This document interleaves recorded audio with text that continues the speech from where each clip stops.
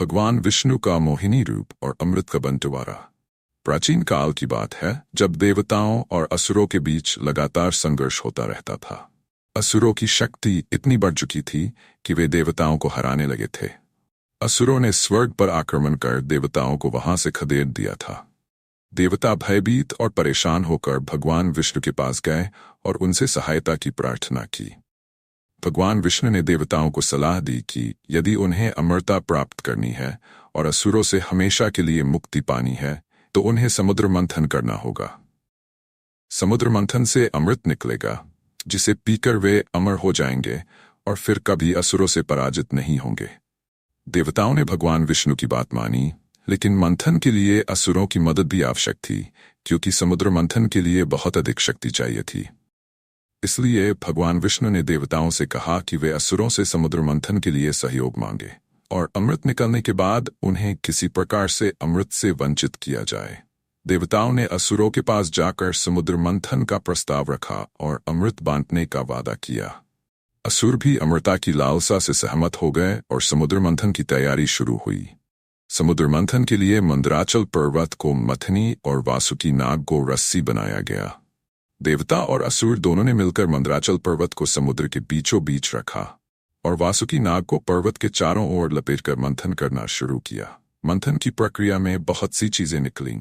हलाहल विष, कामधेनु गाय, ऐरावत हाथी, उच्चैश्रवा घोड़ा और अन्य अद्भुत रत्न। सबसे पहले हलाहल विष निकला जिसे भगवान शिव ने अपने कंठ में धारण कर लिया, जिसे वे नीलकंठ कहलाए। अंततः समुद्र मंथन के अंतिम चरण में धन्वंतरी नामक देवता अमृत कलश लेकर प्रकट हुए। अमृत को देखते ही असुरों की आंखों में लालच और लोभ आ गया। वे अमृत कलश को छीनने के लिए दौड़े। देवताओं को इस बात की चिंता थी कि यदि असुरों ने अमृत पी लिया तो वे अजेय हो जाएंगे और पूरे संसार पर उनका आतंक फैलेगा। इस संकट से देवताओं को बचाने के लिए भगवान विष्णु ने मोहिनी नामक अत्यंत सुंदर स्त्री का रूप धारण किया। मोहिनी इतनी आकर्षक और मनमोहक थी कि उसे देखते ही असुर उसकी ओर खिंच गए। असुरों ने सोचा कि मोहिनी जैसा रूपवान और चतुर कोई नहीं हो सकता, इसलिए अमृत के वितरण का कार्य उसी को सौंपना चाहिए। मोहिनी ने अपनी मधुर आवाज में असुरों से कहा, मैं अमृत का बंटवारा निष्पक्ष रूप से करूंगी, लेकिन आप सभी को मेरी बात माननी होगी।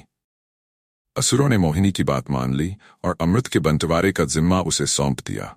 मोहिनी ने चालाकी से अमृत कलश को देवताओं को दिया और उन्हें अमृत पिला दिया। असुर मोहिनी के रूप में भगवान विष्णु के छल को पहचान नहीं सके और वे बस उसकी सुंदरता में खोए रहे। देवता अमृत पान कर अमर हो गए, जबकि असुरों के हाथ कुछ भी नहीं आया।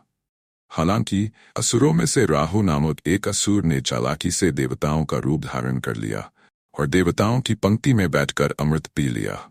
जब भगवान विष्णु ने इसे देखा तो उन्होंने तुरंत अपने सुदर्शन चक्र से राहु का सिर धड़ से अलग कर दिया, लेकिन तब तक राहु अमर हो चुका था। उसका सिर राहु और धड़ केतु कहलाया और वे दोनों आज भी आकाश में ग्रहों के रूप में विचरण करते हैं। जब असुरों को पता चला कि उनके साथ छल हुआ है और अमृत देवताओं को मिल चुका है तो वे क्रोधित हो गए। उन्होंने देवताओं से युद्ध करने का प्रयास किया, लेकिन अब देवता अमर हो चुके थे और असुरों के लिए उन्हें हराना असंभव हो गया। अंततः असुर पराजित होकर पाताल लोक की ओर भाग गए और देवताओं ने स्वर्ग में फिर से अपना स्थान प्राप्त कर लिया।